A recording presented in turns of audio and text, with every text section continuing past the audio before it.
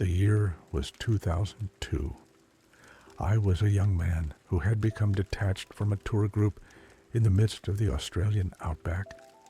After a few hours, I started to succumb to dehydration.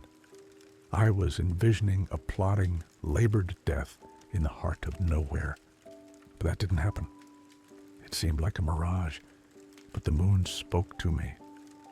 Looking upon me with far-flung craters, which felt like remote eyes, the talking rock said it could save me.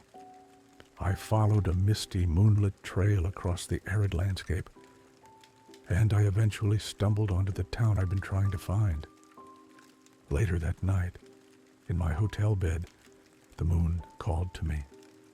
It offered 3 wishes. I rushed to the window, confused as to how my replenished body, now fed and watered, could still be hallucinating. And yet I somehow knew that it was real.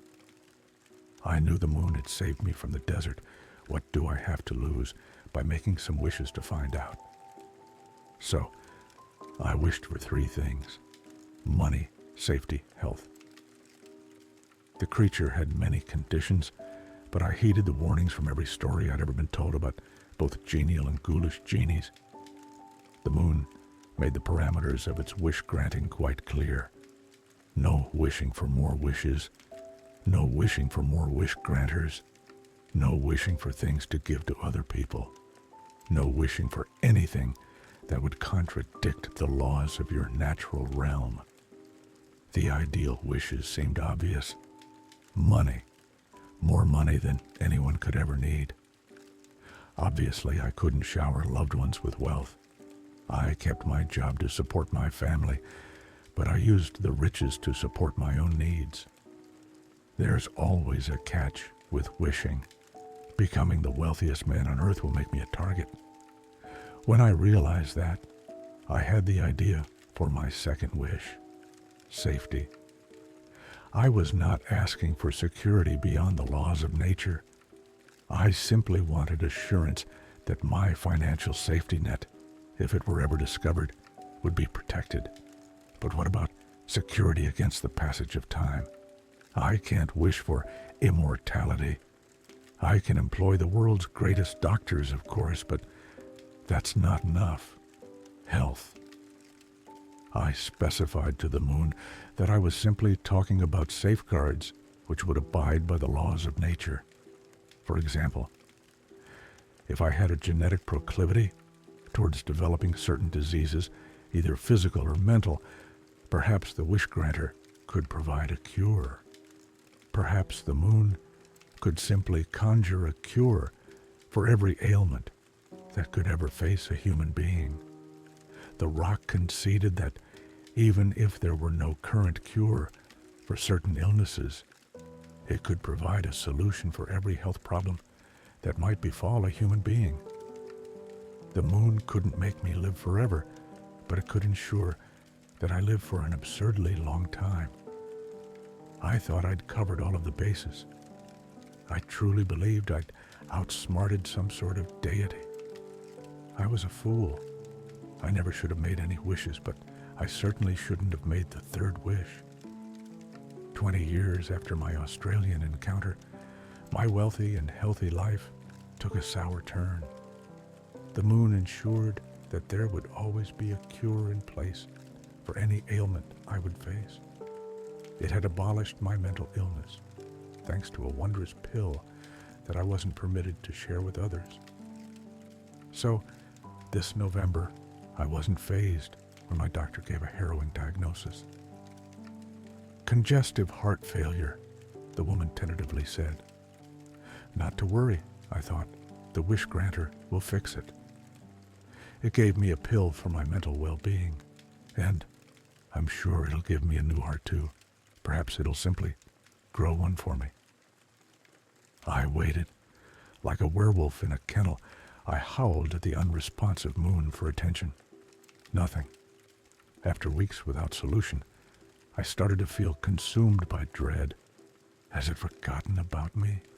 The wishes were supposed to apply for the rest of my life. Then one night, the moon arrived. It didn't speak from the sky this time. It spoke from the darkness of my house. A floorboard groaned in the far corner of the living room. Heart thumping rhythmically against my ribcage, I found myself staring into the depths of my lounge's darkened corner. Something was watching me. The direful creature I hadn't seen for 20 years. It had no eyes or discernible shape, but it had awful white lips, which glowed like a deformed moon in the night sky. Fear gripped me. "It's you," I croaked. "I am sorry," the creature wheezed. "You do not have much time. There's a waiting list for heart transplants, but I thought you'd have some means of speeding things up," I replied, trembling at the hidden thing in the corner of my room. "Yes, I must grant your desire.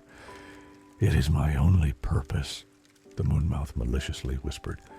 "A wish is a contract. I will find a heart for you." Before the creature evaporated, its white, lifeless lips curled upwards into a malevolent grin.